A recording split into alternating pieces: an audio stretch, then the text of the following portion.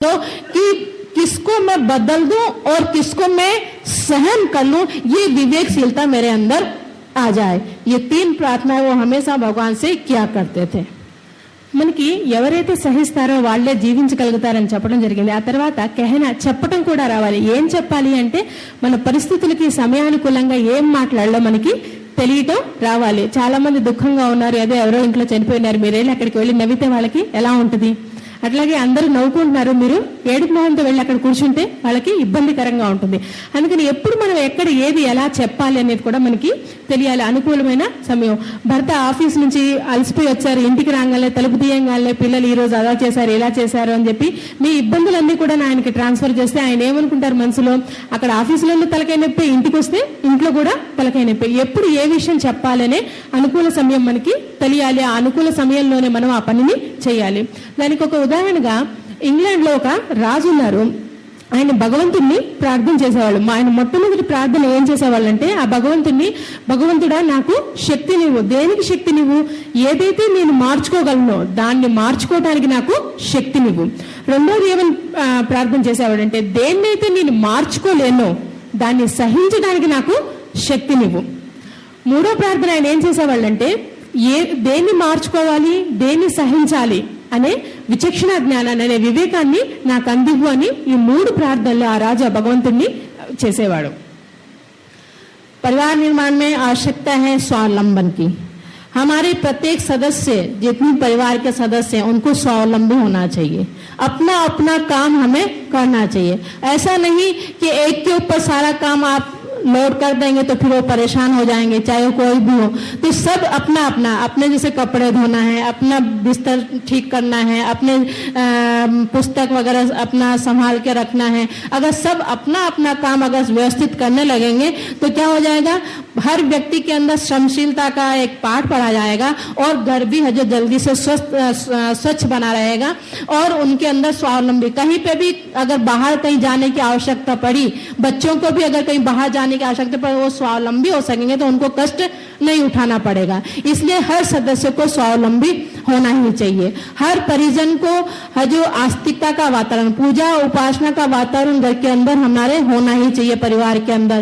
क्योंकि उपासना एक आस्तिकता का वातावरण जरूर होना चाहिए। चाहे वो घर में भले हम थोड़ी देर अगरबत्ती जला के हाथ जोड़ें, गायत्री मंत्र का जप करें या और जो भी आपका जो इष्ट है उसका ध्यान करें, दीपक जलाएं, लेकिन जरूर होना जरूर चाहिए। कुछ न कुछ मात्रा में हम ऑफिस जा रहे हैं तो हाथ जोड़ करके जाएं, मतलब थोड़ा ही हो लेकिन होना जरूर चाहिए। आस्तिकता का वातावरण जरूर होना चाहिए और अपने कर्तव्य को हमेशा प्रधानता देनी चाहिए। हर व्यक्ति अगर अपने कर्तव्य को प्रधानता देने लगेंगे तो क्या होगा, अधिकार तो उसको मिल ही जाएगा। अगर लड़का अपने कर्तव्य को प्रधानता दे रहा है तो अधिकार तो उसके ऊपर आ ही जाएगा। लेकिन अगर वो अपने कर्तव्य का पालन नहीं करता है, अपने अभिभावक की सेवा नहीं करता है, अपने अभिभावकों का अनुशासन में नहीं चलता है और फिर वो कहता है कि नहीं भाई अभिभावक की सारी जिम्मेदारी, जमीन जायदाद का हक तो मेरा है, तो उसको क्या वो दे देगा? नहीं दे सकता है। क्यों? क्योंकि वो अपने कर्तव्य का पालन नहीं कर रहा है। जो अपने अभिभावक के प्रति उसकी जिम्मेदारी है उसको पूरा नहीं कर रहा है, तो उसको फिर वो अधिकार भी नहीं मिल सकते हैं। लेकिन अधिकार, अगर आपने अपने कर्तव्य का पालन किया है तो अधिकार तो स्वतः ही मिलता हुआ चला जाएगा। इसीलिए कहा है कर्तव्य का पालन करो, अधिकार की उपेक्षा करो। अधिकार और कर्तव्य एक ही सिक्के के 2 पहलू है। जिसने अपने कर्तव्य का पालन किया उसको अधिकार स्वतः ही मिलता हुआ चला गया। अगर बहू ने अपना कर्तव्य का पालन किया तो निश्चित रूप से सास के द्वारा उसको अधिकार मिल ही जाएगा। लेकिन उसने अगर अपने कर्तव्य का पालन नहीं किया तो कोई तिजोरी की चाबी उसको नहीं दे देगा। जब वो अपना पालन करेंगे तब जाकर के उसको चाबी सौंपी जाएंगी। जब वो पालन ही नहीं करेंगे तो कौन करेगा? इसलिए सबसे प्रथम कर्तव्य है कि हम अपने कर्तव्य का पालन करें। अगर हमें परिवार को अच्छा बनाना है तो अपने सबको अपने अपने कर्तव्य का पालन करना चाहिए ताकि अधिकार उसको स्वतः ही मिलता हुआ चला जाए। రెండవది స్వావలంబన అంటే తన కాళ్ళ మీద తను నిలబడటం, ఒకరి మీద పని భారం మొత్తం మోపకుండా ఇంట్లో ఉన్న ప్రతి సభ్యులు, కుటుంబ సభ్యులందరూ కూడా వారి పని వారు చేసుకోవాలి। ఎవరి బట్టలు వాళ్ళు ఉతుక్కోవాలి, ఎవరి వస్తువులు వాళ్ళు జాగ్రత్త చేసుకోవాలి, శ్రమశీలత అనేది పెంపొందించుకోవాలి, పరిశుభ్రత అనేది కూడా ఉండాలి। పిల్లలు ఎప్పుడైనా సరే బయట ఉంటే వాళ్ళ పని వాళ్ళు చేసుకోగలిగితే వాళ్ళకి ఏ ఇబ్బంది ఉండదు. కాదు వాళ్ళు బయటికి వెళ్ళారు, వాళ్ళ పని వాళ్ళు చేసుకోలేదు అంటే వాళ్ళు చాలా ఇబ్బంది పడాల్సి వస్తుంది. అట్లాగే కుటుంబంలో ఆస్తిక వాతావరణం ఉన్నది ఏర్పరచాలి. ఆ ఆస్తిక వాతావరణం కోసం మనం పూజ ఉపాసన ఖచ్చితంగా చేయాలి. కొంచెమైనా చేయండి కానీ ఖచ్చితంగా చేయండి. దీపాన్ని వెలిగించి భగవంతుడికి దండమైనా పెట్టుకోండి కానీ అది ఖచ్చితంగా చేయాలి. అట్లాగే మన కర్తవ్యం ఏదైతే ఉంటుందో దానికి మనం మొట్టమొదట మన ఇంపార్టెన్స్ అనేదాన్ని మనం ఇవ్వాలి, అధికారం కోసం కాదు. ఎప్పుడైతే మన కర్తవ్య పాలన మనం చేస్తామో అధికారం అలాగే లభిస్తుంది. ఒక కుమారుడు ఉన్నాడు, తన తల్లిదండ్రుల బాధ్యత అతను నిర్వర్తించలేదు, వాళ్ళని చూడాల్సిన బాధ్యత అతను చేయలేదు. కానీ మీ ప్రాపర్టీ ఏదైతే ఉందో, మీ ధనం ఏదైతే ఉందో, మీ పొలం ఏదైతే ఉందో అది మొత్తం నాకు కావాలి అంటే ఆ తండ్రి ఇస్తాడా? ఇవ్వడు. ఆ కుమారుడు తన బాధ్యతను తను నిర్వర్తించలేదు. కాబట్టి కర్తవ్యం అధికారం అనేది ఒకే నాణానికి ఉన్న రెండు ముఖాలు వంటివి. ఎప్పుడైతే మనం మన కర్తవ్యానికి సక్రమంగా నిర్వర్తిస్తామో మన అధికారం దాని అదే మనకి వస్తుంది.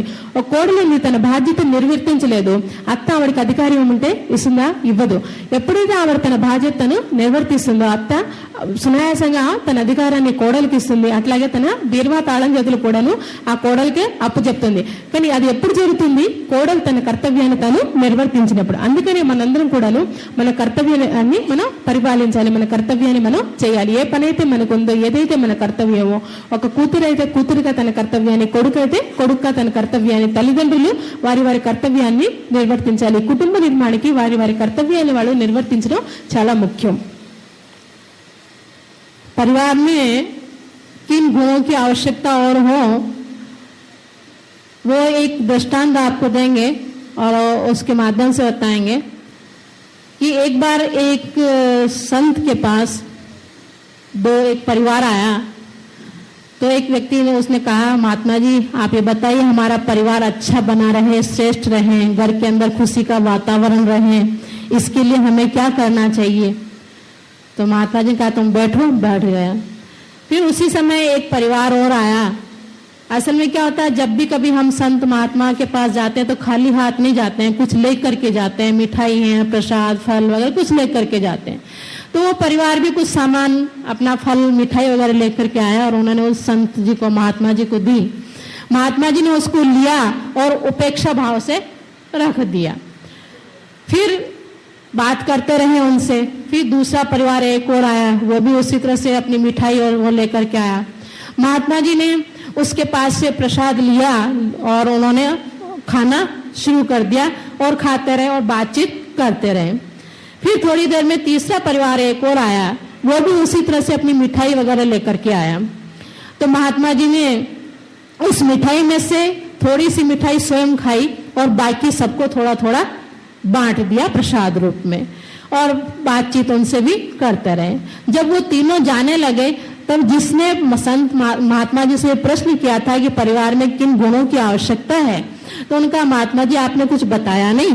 बोले ऐसा करो बेटा, तुम इन तीनों परिवार जो भी आए थे इनके साथ साथ जाओ और अभी जो कुछ भी हुआ है उसकी प्रतिक्रिया क्या हुई है वो तुम लेकर के आओ। तो वो उनके साथ में गया और उनकी प्रतिक्रिया क्या हुई थी वो वापस आया आकर के महात्मा जी के पास से। तो महात्मा जी पूछा, हाँ बताओ क्या बात हुई? बोले महात्मा जी, जिस व्यक्ति का आपने उपेक्षा भाव से उस प्रसाद को रख दिया था वो व्यक्ति, वो परिवार ये कह रहे थे ये कैसे महात्मा है? बोले देखो हम कितना प्यार से, कितना स्नेह से उनके लिए हम भेंट लेकर के गए थे, प्रसाद लेकर के गए थे और उन्होंने हमारे उस प्रसाद का सम्मान नहीं किया, उपेक्षा भाव से रख दिया। और दूसरा, बोले दूसरा ये कह रहा था, बोले महात्मा जी कितने स्वार्थी हैं, देखो जो प्रसाद हम लेकर के गए थे वो है जो उन्होंने स्वयं ही खा लिया और किसी को दिया भी नहीं। बातें तो बहुत मीठी मीठी कर रहे थे लेकिन अकेले अकेले खाते रहे। बोले अच्छा। और बोले तीसरा परिवार ये कह रहा था कि महात्मा जी कितने अच्छे हैं, देखो उन्होंने स्वयं थोड़ा सा प्रसाद लिया और हम सबको भी प्रसाद बांट दिया। तो फिर महात्मा जी ने कहा कि देखो परिवार में इन गुणों की आवश्यकता है। क्या है कि एक तो व्यक्ति को अहंकारी नहीं होना चाहिए, हर एक व्यक्ति की भावनाओं का सम्मान करना चाहिए। जो अहंकारी होगा वो व्यक्ति परिवार को बना करके नहीं चल सकता है। और दूसरा क्या है, व्यक्ति को स्वार्थी नहीं होना चाहिए कि नहीं केवल मैं ही अपना पेट भर लूं, मैं ही कमा रहा हूं, मैं ही इसका उपभोग कर लूं, दूसरा क्यों करे, मेरी कमाई ज्यादा है, छोटे भाई की कमाई कम है तो उसके बच्चे क्यों उसका लाभ उठाएं, केवल हम अपना स्वार्थ देखें। ऐसे स्वार्थी व्यक्ति परिवार को लेकर के नहीं चल सकते हैं। और तीसरा क्या है, सबसे मिल करके बांट करके खाया। बोले महात्मा जी कितने अच्छे, ये क्या है, मिल बांट करके खाने की